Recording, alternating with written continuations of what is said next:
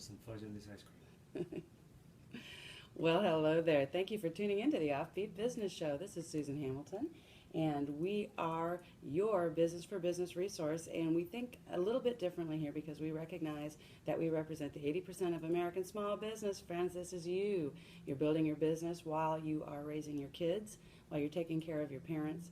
You probably have a veteran in your workspace or your family, and about 30% of us have an addict in our family in our workspace. So life is a little bit different for most of us, and we're not talking about it, so the OffBeat Business Show magazine talks about it.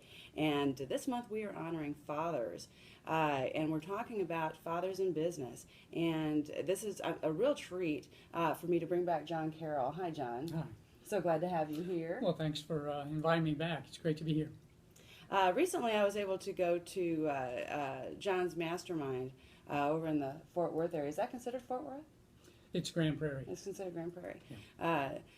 Really nice group of people, a really wonderful way of approaching business. You give them some really great feedback as far as looking at the broad brush. What do you want this to look like? What do you want your legacy to look like?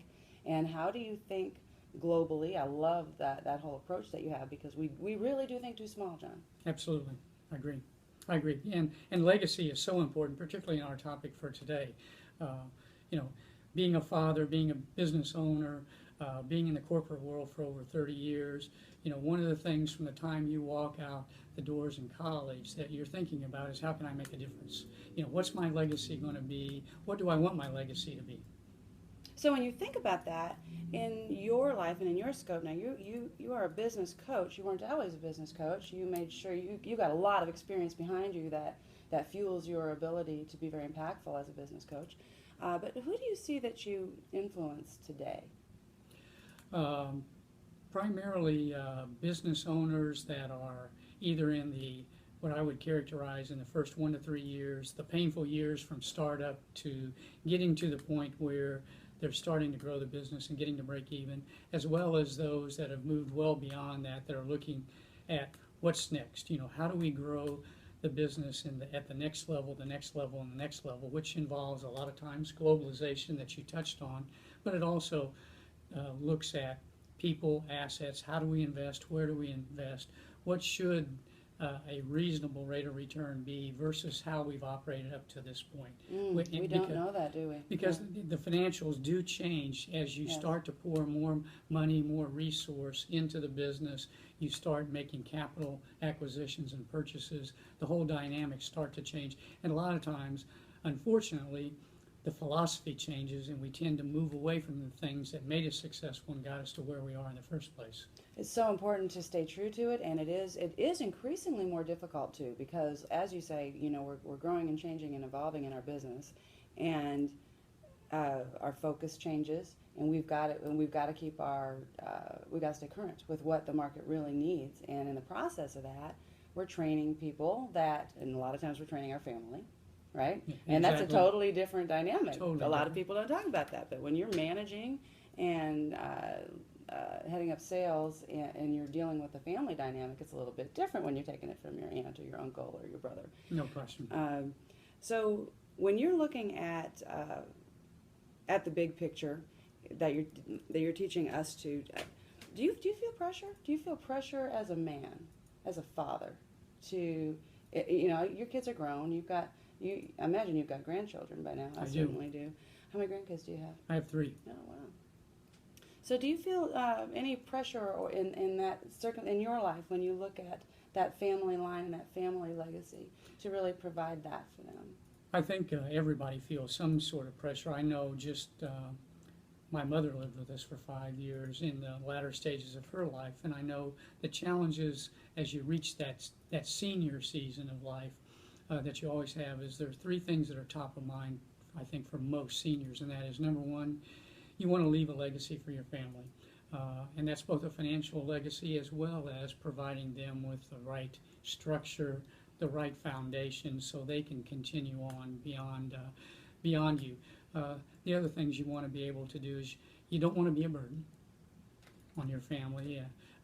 My mother always felt like she was burdening us when she had to move into the home, but she was at the point where she really couldn't care for herself, Right. and It's really a hard wanted, decision. and really wanted to be with the family versus someplace else, and they don't want to be in a nursing home, and that's the other thing. So family becomes terribly important for both sides of that conversation, both for that senior that's moving to the latter stages of life, as well as the other family members around them providing care and services to them, which becomes a different paradigm for them as well, because with us, we were raising 2 teenagers at the time my mother moved in, and it was like having, That's common. and with all her health issues, it was like now you're raising another child that Right. can't care for themselves, and it was very difficult to make that step back. So a little pressure. You experienced a little pressure. A little, To put this a all little. together. But at this point, not so much, because I have 3 great children, 3 great grandchildren, and they've pretty well figured it out. Nice. They've been through a lot of the challenges of adolescence, gone through that and survived. They survived high school. They survived. They survived the Somehow. college experience. So now they're on their own, and they're building great careers of their own and starting to build their own families. So much has changed now, and it's important. I was just talking to somebody about this last week. My grandfather, the work ethic in my life, I did definitely. I was raised in a family business, and I know what that looks like. I understand that. But something about the way Grandpa was able to talk to me always stuck with me. And so when I think about that influence, I realize, wow, it was just golden, because we don't have that right now. We really don't have a strong work ethic the way it used to be, the way it was for children of the Depression era. The things that they had to work through and live through, we just don't see that kind of tenacity today. You're absolutely right. My parents both grew up during the Depression era. Both of them came from broken homes, so very difficult lives, broken marriages. My mother was adopted and actually had only a 9th grade education, and I'm the first person in my family that ever went to college and graduated and then went on to get a master's degree. So it was, for me, my goals were so different and so separated from my parents and the lifestyle they had. But the things we all had in common, and my children have in common today, is that next generation always wants to be able to have a better life than their parents. I think the challenge we face in today's world is it's going to be harder to fulfill that destiny than it was for the baby boomers, my generation, because our parents had it so difficult. My father, to graduate from high school after his parents divorced, had to live at the YMCA and work on his dad's milk route, delivering milk to the home in those the old glass bottles that we all remember if we're old enough on the call. But I remember them anyway, and he had to do that in order to pay his own way and survive, just to get through high school. So for my generation to have a better life than my parents was not a big stretch. For my children, I think it's going to be a lot more difficult, because if you look at the price of everything and the challenges of a global society, when I graduated from college, there were roughly 4 billion people worldwide. Now, today in our global society, there are almost 7.4 billion, and they're predicting that by 2050, there'll be 10 billion people. Well, that's an awful lot more people contending for the same resources. And as I coach business owners today, the challenge you have in a global society when you look to expand is it's like a two-way mirror. You're looking through the glass saying, okay, how can we grow our business moving outwardly? Whether that's on a regional basis, national, or global.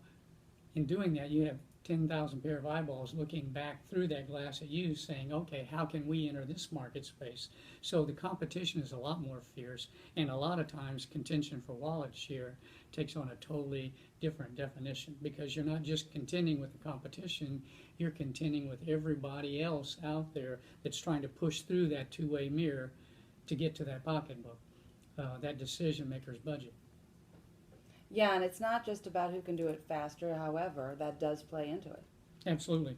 And a lot of the young people out there today, they really can do things a lot faster than we can on many levels. You know, some of that stuff just comes natural to them. That technology, for instance. No question. They are so much more technology astute than we were in our generation. My son built his first computer when he was 12 or 14, I think, and ordered the parts over the internet, assembled it, That's did so all the cool. troubleshooting himself. That's I love today's hearing your generation. stories. You just have the coolest stories. But the difference is where they lack, I think, is the education and mentoring at the corporate world. Once they move out of college or high school or wherever and go into the business world, into the adult world for the first time.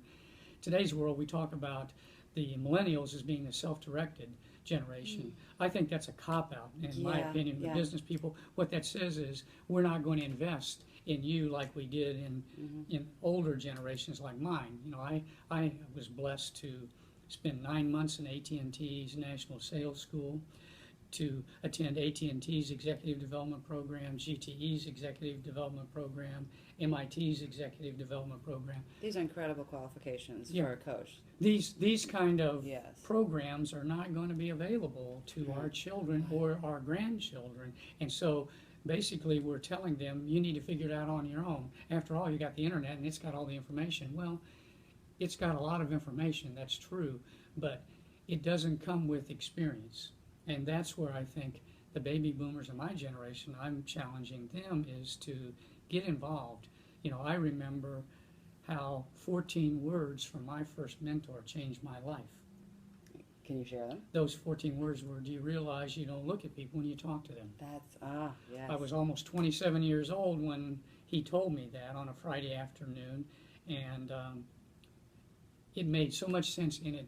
So many things fell into place as a result of that afterwards, because I was such a shy, introverted person at that point in my life, going through a very difficult period, making a career change, and the light bulb went off. You know, he had asked me to go home and practice in front of the mirror, and I said, don't need to do that. I think I've got it. And I figured it out from there. Are today's kids getting that kind of coaching and mentoring, and people that are going to take a direct involvement in their lives? Unfortunately, I don't think so. You know, it's interesting. We're about to go to break, and when we do, you're going to hear from some of our sponsors. When we get back, let's talk a little bit more about that, John, because there is a generation gap going on here, and one of the issues is that it seems more difficult to teach this group, and that, I think, is the reason for what you're seeing, that pullback, is that they getting that information from you, for your wisdom and your experience in anything, imparting that into someone else in this particular generation, where they've got another parent with their cell phone ever since they were babies. I mean, there's always something competing for the time and their energy, and I think that's particularly frustrating for parents, for teachers, for business owners trying to juggle everything like that. When you want to embrace that part of our society today, but at the same time, it seems like it goes against our better judgment. It goes against our values in so many ways. Absolutely. Yeah, so I think we need to come back to that, to the table, and really start, like you said, it being a cop-out. I think it's just really challenging and hard, because our time is so limited, to actually go in there and put that thought into it. But you're absolutely right. Until we do, it's going to be a struggle. Yes, because you can't learn how to treat another human being on that internet, can you? No, absolutely not. So we'll be right back after this. Okay, we're good. Sounds good. When we come back, I'll hit on that point of why those 14 words are so powerful today. Okay. And I'll say it on the air, but if you talk to HR professionals today in interviewing millennials, one of the biggest things they see as a shortcoming is eye contact. Why? Because the very reason you cited, they're sitting there looking at their devices, and have been since they were little tykes, not looking at people. And because of my experience, what I always did with my kids is I'd give them the eyes up. When they were talking to me, I'd go, eyes up, look at me. Mm-hmm. Yeah, I've seen some really great parents out and about that are embracing that for very young children. I wish I would have had that kind of wisdom with mine. I think that would have made a big difference. All right, here we go. Part 2. And we're back. Thank you for tuning in to the Offbeat Business Show. This is Susan Hamilton. Today we are talking about fathers in business, and a man that I have a lot of respect for, the second time on our show, John Carroll with Trey Coaching Services. Tress, you told me I say it wrong. Trace. Trace. Well, I'm from Kansas. It's Trace. So we were talking a little bit about the generation gap and some of those things going on, but earlier John mentioned those 14 words that changed his life forever from his mentor. And you wanted to expound on that a little bit more, didn't you? I wanted to, Susan, because it provides a perspective of the challenges I think a lot of the millennials face today. If you talk to HR professionals that are now, as the millennials, the 18 to 39 age group, start entering the workforce, one of the challenges HR professionals will say is eye contact. And why is that? Because so many of the millennials are used to communicating via their mobile device, their laptop, their phone, their iPad, their whatever, but they're not sitting across the table one-on-one interacting with people. And as a result of that, that's going to be a limitation because, as my mentor pointed out to me, in the role that I was in, working with C-level executives and board-level people, eye contact's all about building credibility and trust. How do you get there if you're not looking at the individual, or you're sitting there staring at a computer screen all the time? You don't. You have to be out there because today's world is all H to H. It's all human to human. And the human to human, we have moved far too much to the right towards the virtual world and not enough towards the human aspect of how we communicate, what we communicate. And that's why I think you see so much toxic information being shared on these social media sites with Facebook, etc. And the election coming up is a perfect example. You know, in my generation, you wouldn't have seen things like that out there. That have been shut down. Interesting. You know, you notice it with the eye contact, and that when I first noticed it, it was through written word.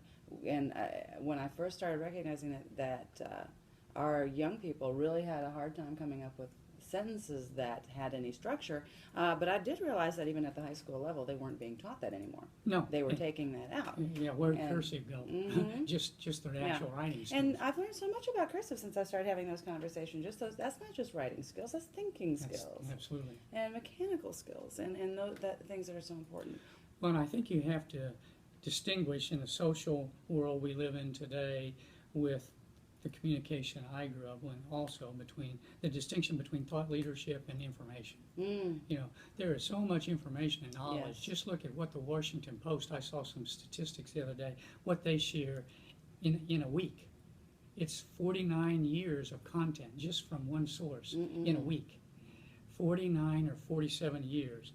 But that's just information. It's not thought leadership. It's not the kind of knowledge that you can necessarily say, take it beyond. That's interesting to, okay, how do I use that? How do I transfer that information into something that I can use in my toolkit that's going to help me be more successful, help me be a better father, a better parent, a better businessman, a better leader in my community, my church, and so forth.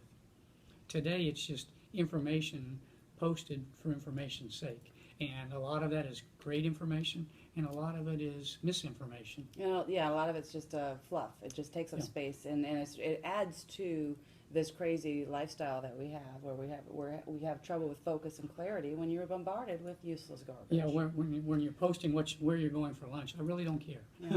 You know, give me something that's meaningful that I can use. Well, it's interesting that you said that about thought leadership, because that's exactly what the Offbeat Business Show and magazine, and soon to be Offbeat Media, encompassing television and even going to print. That's exactly what we're looking at is how do we bring that? How do we make sure that we're always bringing the very best resources out there? Because we have to respect the very short period of time they have to absorb the information, and what can they take away and use immediately? What can somebody else's point of view in any area of business do for someone else? Because there really is a lot of expertise over the years, over that experiential knowledge that we have. Absolutely. In that space. And I want to tell you, I appreciate very much your contributions to our audience with as a contributor for the Offbeat Business magazine. You always share things that are very helpful. Well, and it's okay to be provocative in creative and expansive ways. It's going to help push us forward, to help us as a society to grow in positive ways. We just need to find a way to discard the rest, because there's far too much of that out there that gets to the provocative area and not enough meaningful interaction. You know, when you're talking about meaningful interaction, Yes. yes. Now, what would you say some meaningful interactions would be? Well, I think our conversation today Yes. is meaningful I think so, too. interaction, because what you're trying to reach is a point with somebody where you're sharing information that's going to help make a difference to them. Because back to my earlier point, when we all walked out of, whether it's high school, college, out those doors for the last time, there was two of the things we wanted to have. Number one was a better life than our parents, and number two is to make our mark on the world and to make a difference. You know, the things, meaningful exchanges to me are you making a difference? Are you making the things that you touch better? Are you leaving a legacy of hope? Are you, what I characterize in my coaching practice, are you leaving residue? And then you need to further analyze if you're leaving the right kind of residue. Yeah, exactly. I'm not going there. But the point is, are you making a difference? Yeah. And is what the difference you're making recognized by others, and is it something that they can use and be better as a result of that? And that's what you do as a parent as well with your children. I agree. And what I always hope that, you know, when I'm gone, I hope my legacy is that we help people understand that they can, because we are in such a crazy, ridiculous environment right now. Go, go, go, go, go, and a lot of things seem like they're out of our reach. They're so far away from us that we can't really impact them, we can't really change them or do anything about them. And when our business owners realize that what we comprise, the numbers that we comprise, that our voice really does matter. We just have not been using any cohesive manner to pull that together. We can make a difference. I'm excited about helping them see that they can, because I believe everyone has something that they feel right here that says, I want to make a difference, but what is it? And I like to tell people is that if you don't know what that thing is, you have it, what makes you cry? What's that thing that makes you cry? Chances are the purpose on this earth is to address that in some manner and start making a difference in that area. Well, we talked a little bit about that, touched on that. I mentioned Bob Buford's book, Halftime, as an example of that. We're working on in our Mastermind program. This next segment for the month of June is going to be on social responsibility. It's much more than just a tax deduction. I think too many times corporations today look at social responsibility as a promotional event. Let's get T-shirts and balloons and go out there with booze. And they're doing very, very little to really impact that. Yeah, and that's not helping. What we need to be looking at is where we can truly make a difference. Bob Buford's book, Halftime, talks about moving from success to significance.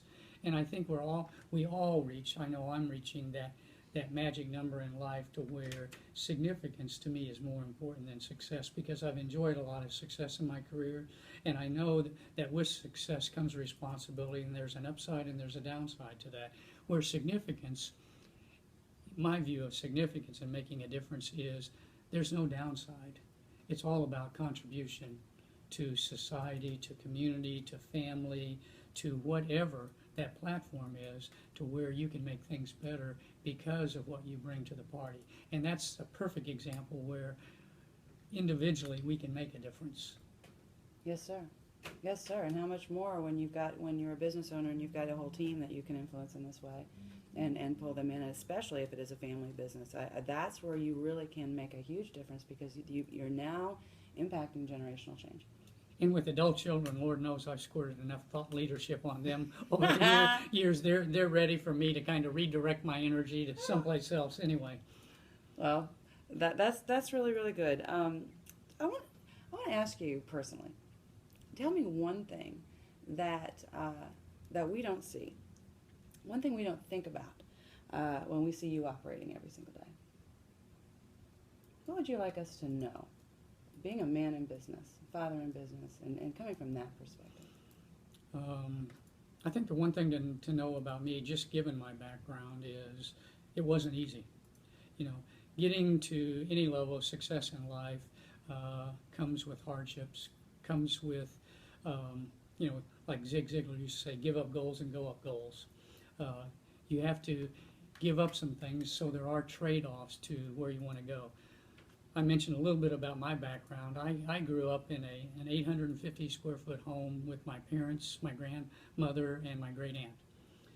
2 bedrooms, 1 bath, 4 adults and me. You know, my bedroom was the sleeper sofa. So after the 9 o'clock news, they rolled out the sleeper sofa and I went to bed.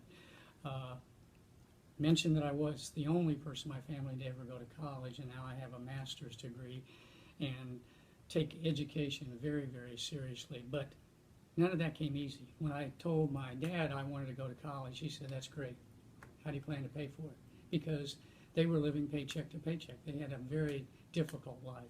So I had to figure out how to pay for 100% of my college myself. Wait a minute, that can happen? That can happen. You can actually pay for your own college? Well, us gray hairs could. Now, the younger people, a little tougher. Like I mentioned, their struggle is going to be a little bit different than ours, but I did. I paid 100% of my college by working full-time. And you can do that. In grad school, the same thing. I worked full-time and traveled 5 days a week and would literally come back at night to go to grad school from wherever I was in the area. So education is your big thing. I love that. You need to tour the Village Tech. Have you been down there yet? I saw that on Facebook. Oh, absolutely. You would have loved that. You need to arrange to You, get Jim, Dean Lindsay. Mm-hmm. Okay. Yeah, it was fantabulous. I got to see those kids, and I got to see people really thinking differently about education instead of being project based. Really helping them come to the table with their ideas, where the teachers and the adults that they're exposed to are actually sitting there learning with them, going, okay, wow, letting the kids come up with ideas that are really quite amazing. And the stuff that they're doing is what we need in America. It's what we need in the world to sustain us. We need that type of thinking, and we have to inspire Well, that. it has to change because it's all about education, serving it up the way you can handle it. Like with me, with grad school, being able to go to nights and finish in 2.5 years, that was wonderful. Having that flexibility and serving it up, whether it's serving it up over your iPad or in a classroom or virtual universities, I think I'm very excited about that concept. And global universities, there's a number of universities now that are starting to go global and starting to set up brick and mortar locations in other countries. And providing that kind of diversity is going to be exceptional and what we're going to need in this country as well as other countries to tackle some of the societal challenges that we face today. Well, I think that's wonderful, and I think you have probably heard enough of John to know who you need to be talking to because he's got some fantastic ideas, but they're sound ideas. Okay, there's a lot of squirrely information out there. You really want to make sure you're connected with people that can give you that sound wisdom, some experiential knowledge. And as you've listened to this, I urge you to share this video, share this interview around, and let people know what's going on, because he's got quite an interesting take on masterminding. He is doing it differently, and he's doing it, in my opinion, cut above. And go ahead and find out what's going on there, because that growth really does take that kind of thinking. It takes a bunch of people at the table and throwing those ideas out there, and realize if you think you don't have time for that, you don't have time not to do that. It needs to be something that you are exposing yourself to. So make sure that you get yourself in a realm of people that are always bringing you up and taking you to that next level. John, how can our audience get a hold of you? You can reach me at my website is Trace Coach, that's TRES coach.com, or you can reach me at john@tracecoach.com for email. My phone number is 817-371-4021. I'm going to have you repeat your phone number. 817-371-4021. And if you are looking for a Twitter pal, John is really good about communicating and engaging on Twitter. Go ahead and connect with @TraceCoach. Trace Coach. On Twitter. And he's also got some Facebook pages, and you can find him on LinkedIn. So get connected with John, find out what he's talking about, and give him a ring. You'll find that information underneath this video and on his podcast replay page. Thank you so much. Well, thank you, Susan. I appreciate you bringing me back. This has really been a pleasure. And friends, remember that you can find all of the information associated with what we are doing here with the OffBeat Business Show and magazine, soon to be OffBeat Media. You can find all of that at offbeatbusiness.com. You'll be able to find our upcoming shows, our replays, our podcasts. You can download our app so you can get this information right on your phone. You can also get our magazine, our articles, our videos, you name it. We try to make it as easy as possible for you to have access to resources as easy as possible at offbeatbusiness.com. Until next time, this is Susan Hamilton. You've been listening to the OffBeat Business Show. All right.